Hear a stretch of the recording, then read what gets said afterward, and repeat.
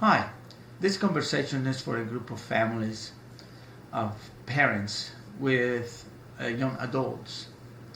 And I would like to start with a chapter from Luke, chapter 8, verses 19 to 21.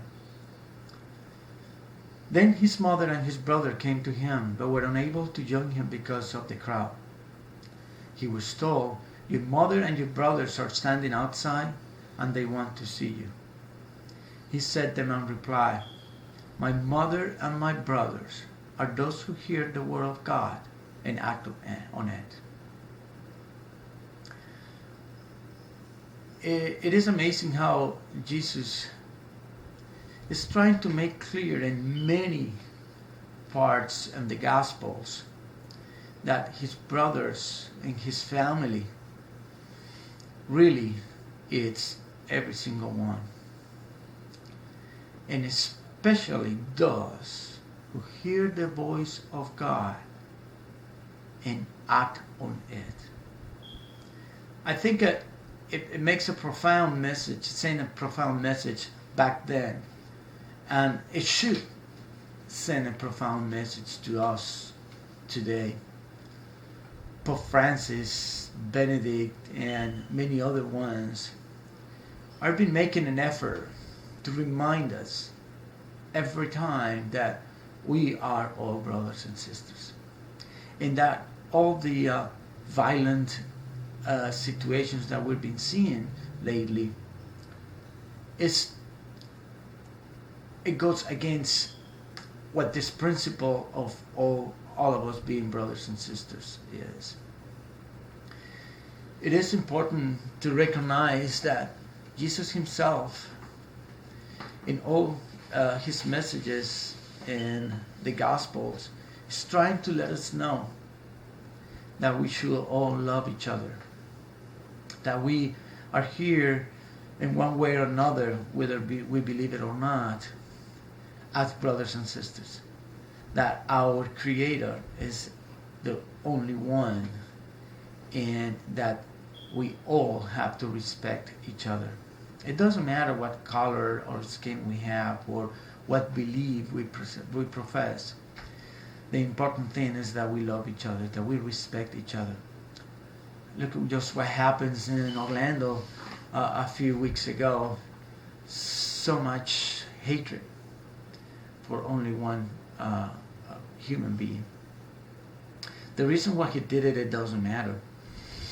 One way or the other, it was hate. It was totally opposite of love. And not only him, but too many souls are acting in that way just because they are totally empty of love. Some of them are justifying on a belief, on a religion, which is absurd. It's so ignorant to think that people are acting in the name of a religion that way. It's just an excuse for the hate and the emptiness they have on their heart.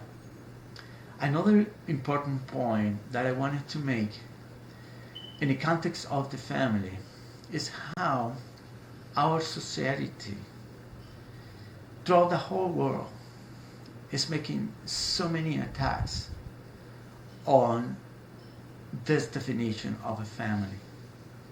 Again, Jesus, in many parts of the Gospels, he mentions what family is and who his family is.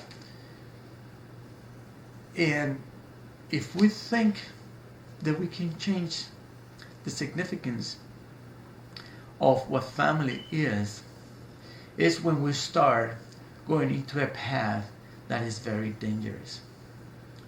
In our society, not only here in the United States, but throughout the whole world, we have many countries, many politics interfering and trying to change the meaning of family.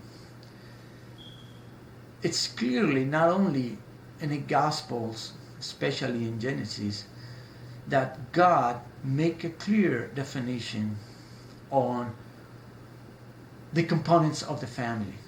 There is a man and there is a woman, and we'll have its specific characteristics that they were given by our Creator, and with specific purposes.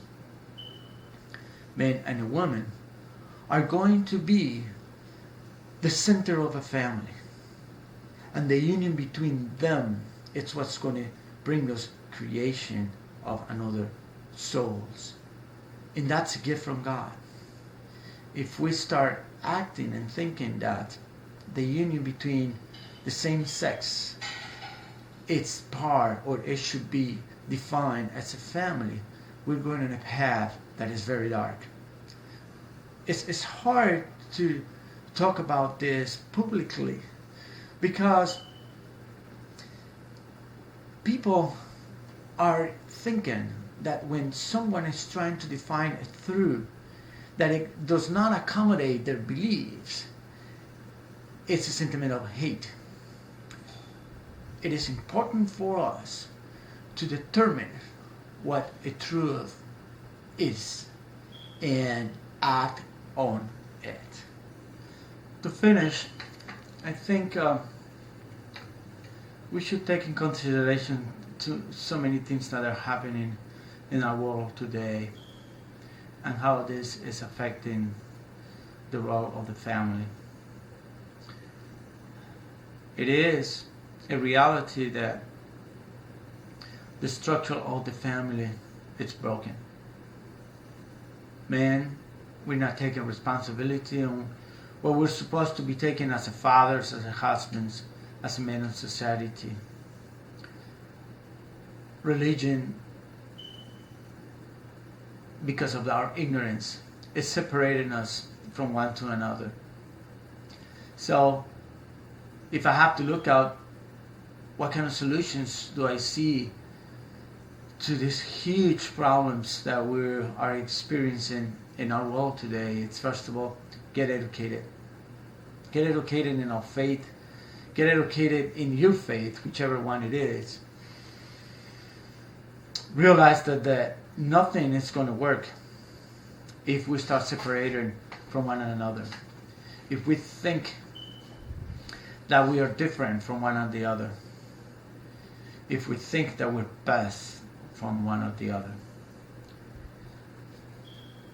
The fact that praying is a food for our souls is something that we forgot. So praying, it should be a daily routine if we wanted to accomplish something. Going back to our roots and how important it's to be the father in the house, how important it's to be the mother in the house, and which role each one plays for the well-being of their kids. Teach our kids what's moral, what's ethical. And don't forget that we are all brothers and sisters.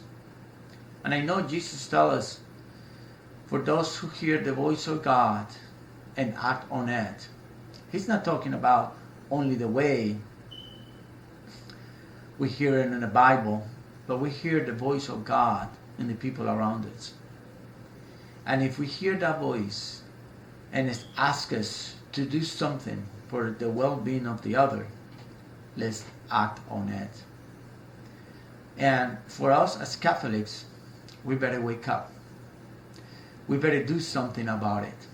Because if we keep living and professing the faith that we are doing it right now, thinking that going to Mass every Sunday and punch out our card is going to solve the problems in our families, it's going to solve the problems in our society, it's going to solve the problems in our government, we are wrong. We better do something, and we better do it now. There's a time of elections that is uncertain. Educate yourself and your politicians. Educate yourself and your local politicians. What is it that they're doing? What is it that they're going to do? What is their point of view on life, in marriage, in family, in abortion? And act on it. We have to be the voice of the ones that they cannot be We have to be the voice of the ones that they don't have the courage because they don't have that Holy Spirit to guide them and to tell them we better do something.